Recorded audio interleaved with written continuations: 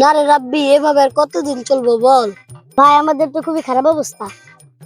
এভাবে বসে থাকে আর লাভ নাই, কিছু একটা করাই লাগবে। আজ মাল আজকে খাবোই।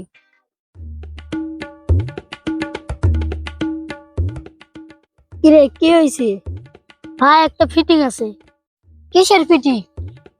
ভাই আমাদের ক্ষেতের পাশে একটা মেয়ে একটা ছেলে অনেকক্ষণ যাবত নষ্টামি করতেছে, চলেন যে একটা ফিটিং দিই। তারপর ইচ্ছা মতো আজকে মাল খাবো, চলেন। চল তাহলে, চল চল সবাই।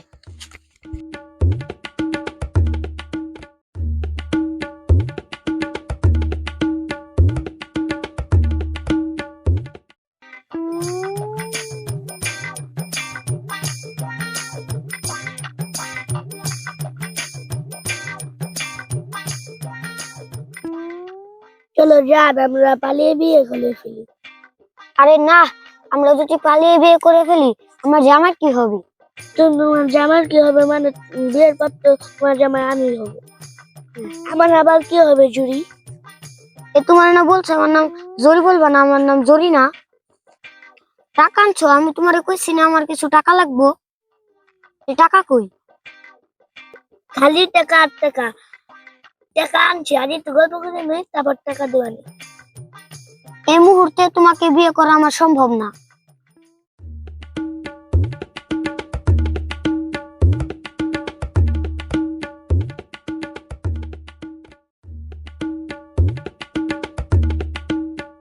এই তোদের এখানে কি নষ্টামি করার জায়গা পাস না? না না ভাই, আপনি একটু গল্প করতেছি, তাছাড়া কিছুই না ভাই।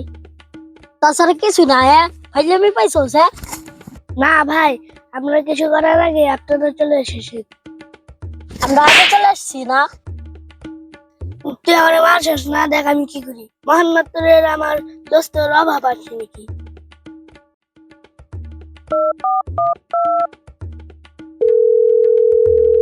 হ্যালো রিয়াদ, কই তুই? আমি তোদের এলাকায় আইছিলাম, কিছু ছেলে আমার ফিটিং দিতেছে। নে একটু কথা বল।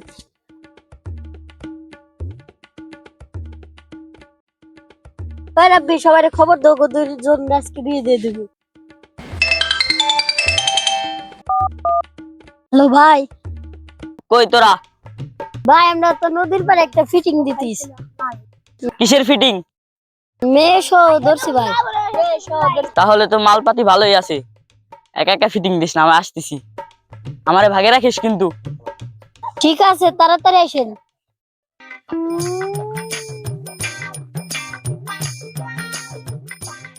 বাবা দেখেন না, জোর করে আমার মোবাইল নিয়ে গেছে। আইরি কাজ।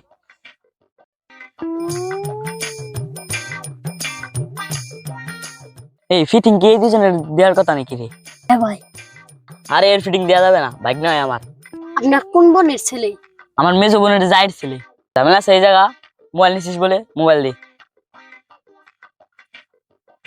দূর ভাই, আপনি না আসলে ভালো হইতো, আজ আমাদের মাল খাওয়াইলো না।